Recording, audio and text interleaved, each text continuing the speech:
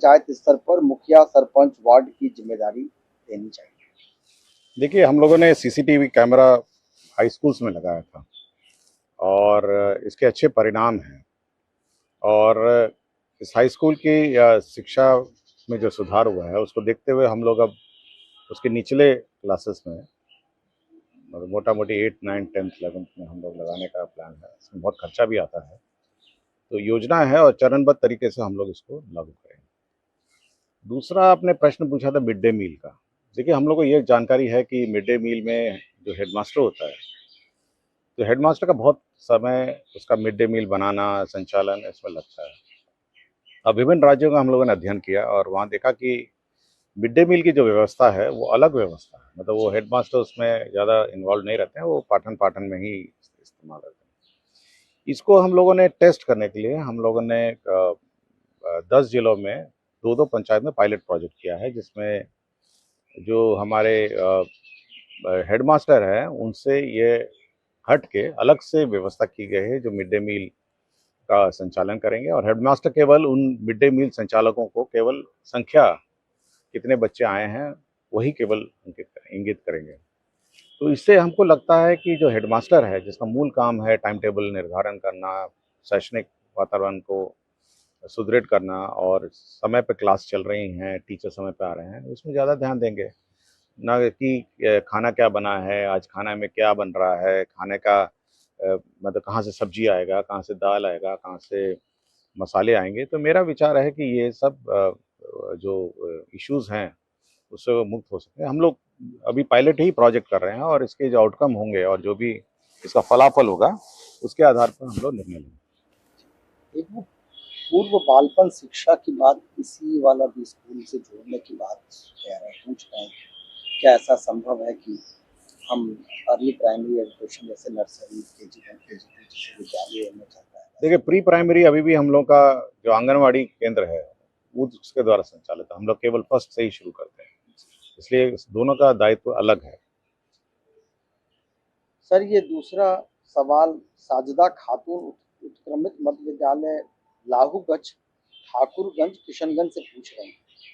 इनका प्रश्न है कि मैं एक गांव की शिक्षिका हूं और बच्चों को गुणवत्तापूर्ण शिक्षा देना चाहती हूँ, किंतु बच्चों के माता पिता केवल बच्चों को पैसे और खाने के लिए विद्यालय भेजते हैं और वह बच्चों को पढ़ाना नहीं चाहते हैं।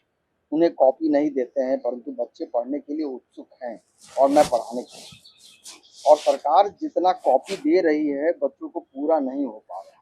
इस वजह से गृह कार्य बच्चों को कैसे दिया जाए ताकि गुणवत्तापूर्ण शिक्षा के लिए मैं क्या करूं, ये सवाल देखिए, है। पहले तो हम लोगों ने एक संशोधन किया है जो अगले साल जो FLN किट है, जो लर्निंग किट है, इसमें हम लोगों ने 2 कॉपियाँ एक्स्ट्रा कर दी सब क्लासेस के लिए कि हमको लगा जब हम लोग गए कि जब पढ़ाई देख रहे थे तो बच्चे कॉपी के अभाव में एक ही कॉपी में अनेक सब्जेक्ट्स भी लिख रहे थे।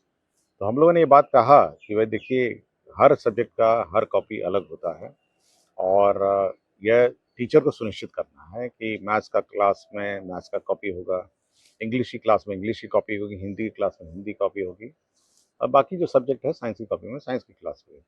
लेकिन हम लोगों ने ये देखा कि एक ही कॉपी में अनेक सब्जेक्ट्स लिखे हुए थे और होमवर्क भी अनेक सब्जेक्ट्स लिखे हुए थे। तो हम लोगों ने एक परिवर्तन किया है, अगले बार जो FLN किट का सेट है उसमें 2 कॉपी एक्स्ट्रा कर दी है और इस बार हर कॉपी में हम लोग ये स्टिकर लगा के भेजेंगे कि ये किस सब्जेक्ट की कॉपी है, ताकि ऐसा ना हो कि हिंदी कॉपी में इंग्लिश लिखने लग जाएँ, इंग्लिश कॉपी में कुछ और लिखने लग जाएँगे और मैथ्स की कॉपी में कुछ और लिखेंगे। तो उसमें स्टिकर रहेगा कि ये फलाना सब्जेक्ट की कॉपी है और इस सब्जेक्ट की कॉपी में यही आपको लिखना है। दूसरा ये है कि हम लोग जो स्कॉलरशिप भी देते हैं, देखिए हम लोग FLN किट देते हैं, बैग है, सामान देते हैं, मिड डे मील है।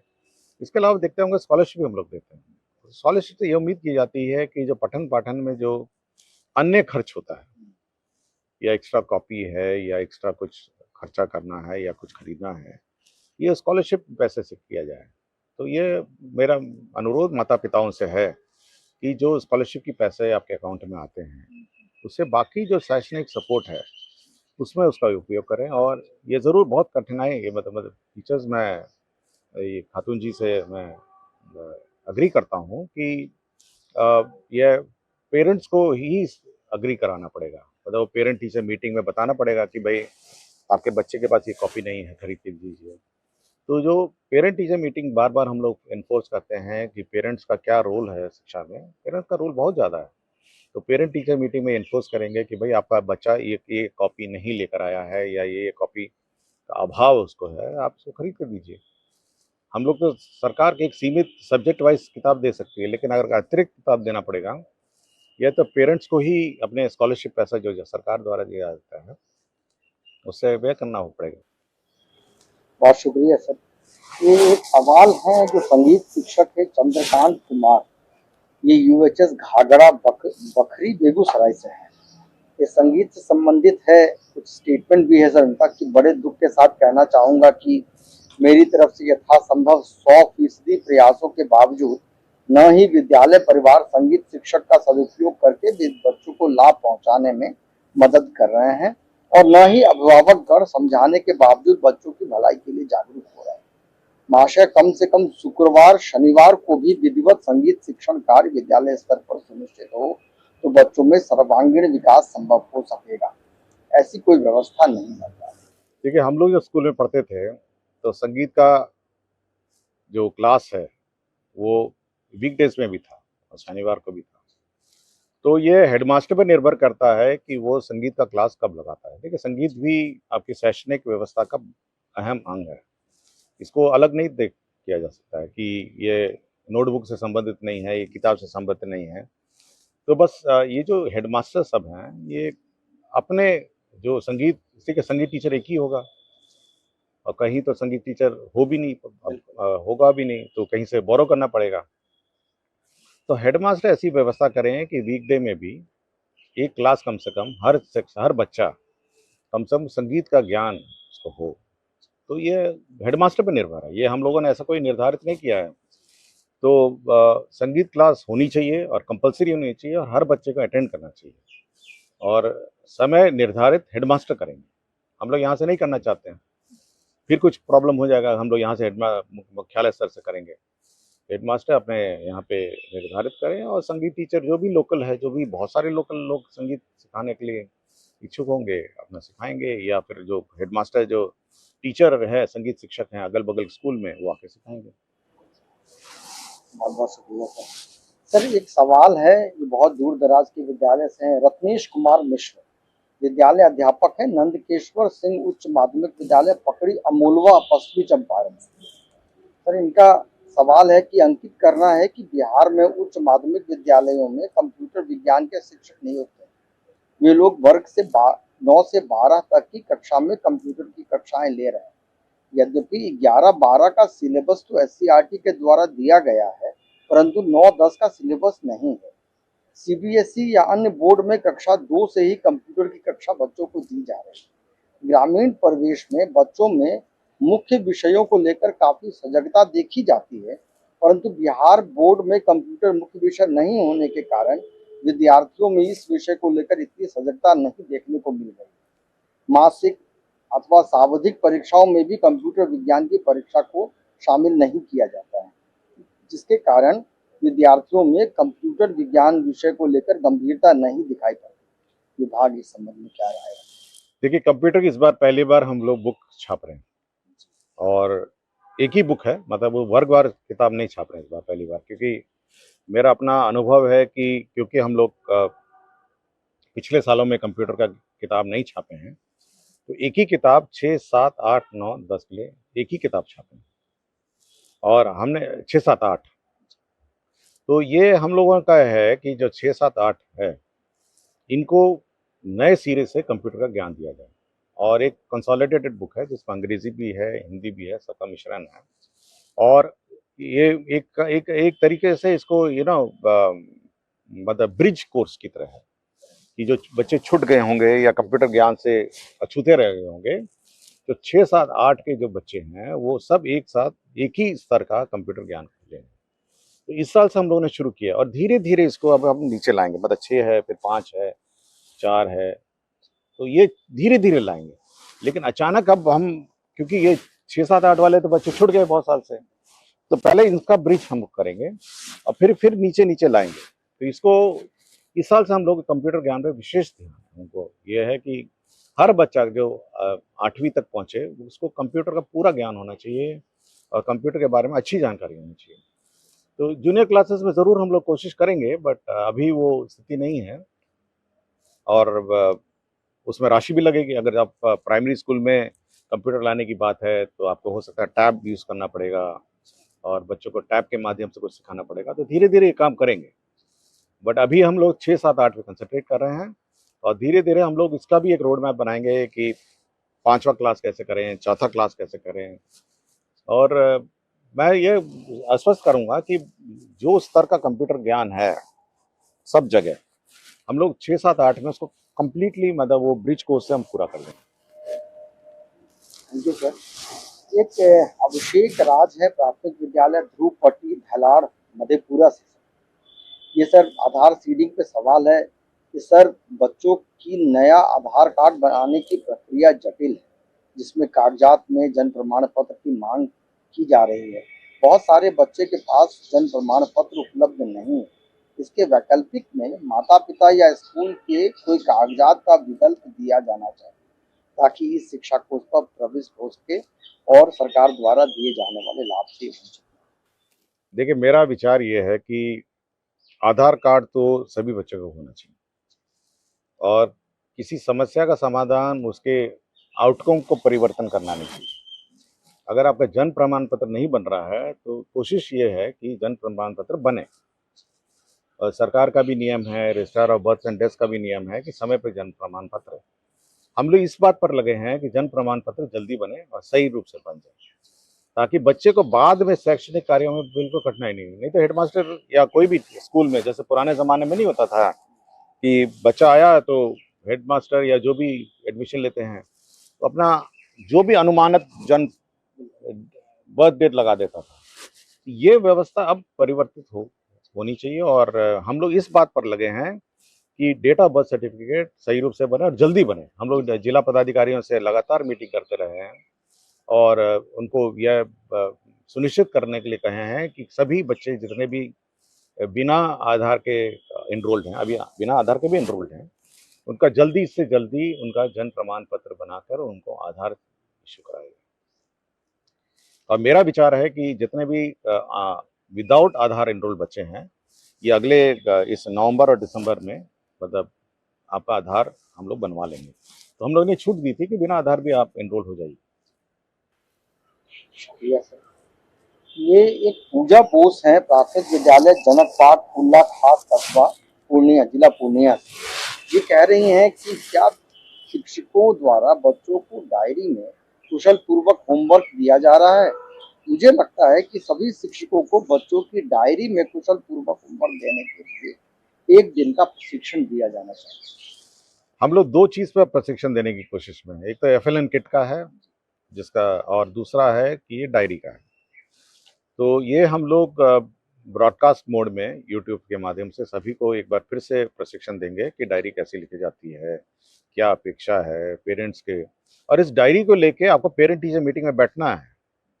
जो पेरेंट टीचर मीटिंग है, देखिए पेरेंट टीचर मीटिंग ऐसा नहीं है कि आए बैठे सब लोग अपना स्वागत हुआ फिर विदाई हो गई। नहीं, उसमें ये सब बात होनी है कि कॉपियाँ बच्चे के पास कितनी हैं, बच्चा समय पे कॉपी लाता है नहीं लाता है, उसका डायरी में क्या स्थिति है, डायरी में उसका होमवर्क जो लिखा गया था क्या वो डायरी का होमवर्क कंप्लीट किया नहीं किया। तो ये सारी चीज़ें जो हैं ये पेरेंट टीचर मीटिंग में है। और टीचर्स को यह हर हर ये जो दिन है, शाम को हमारे भी टीचर्स लिखते थे, ब्लैक बोर्ड पे होमवर्क लिखते थे, सब बच्चे अपना होमवर्क कॉपी करते थे, टीचर नहीं लिखते थे।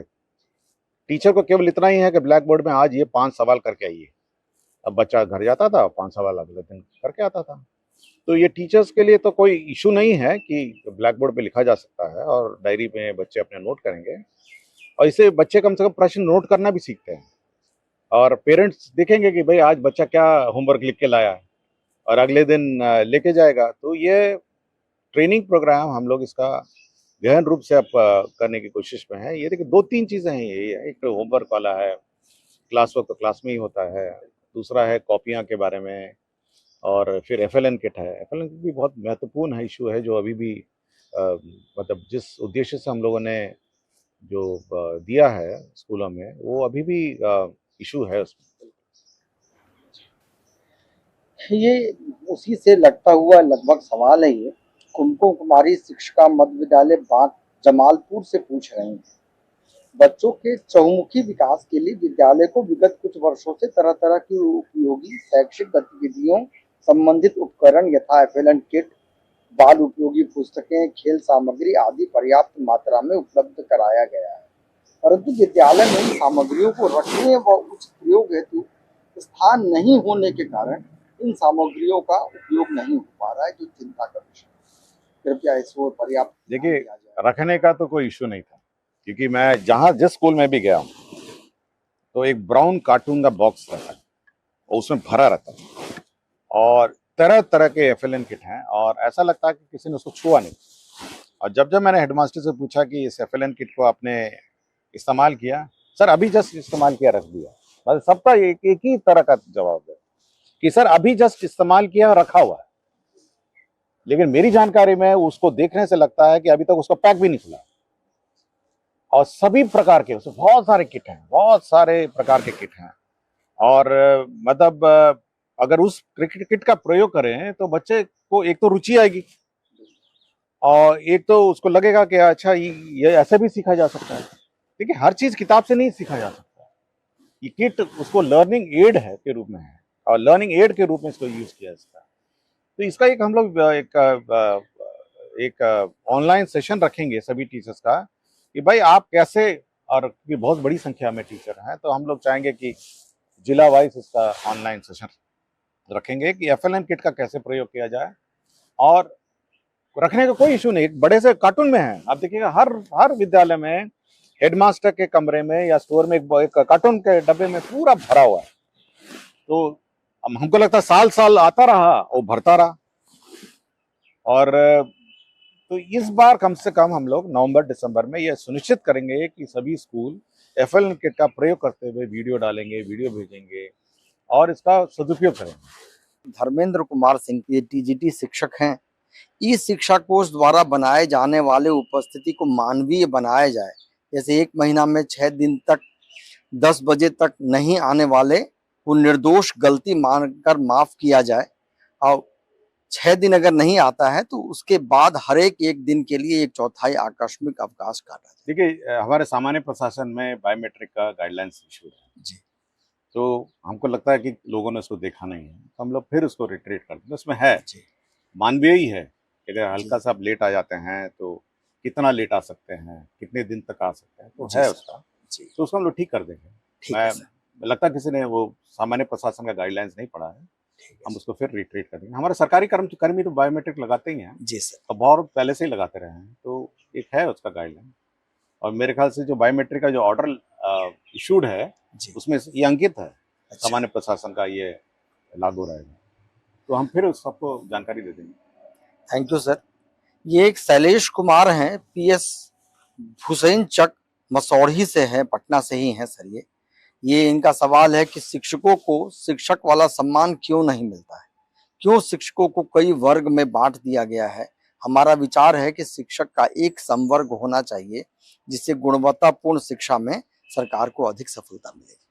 देखिए, प्रशासनिक व्यवस्था में अगर मेरे ही डिपार्टमेंट में देखें, आईएएस भी हैं, बिहार प्रशासनिक सेवा के लोग भी हैं, बिल्कुल, उसका शिक्षा सेवा के लोग भी हैं और अन्य वित्त सेवा के लोग भी हैं और भारत सरकार से बहुत सारे प्रतिनिधि सेवा के।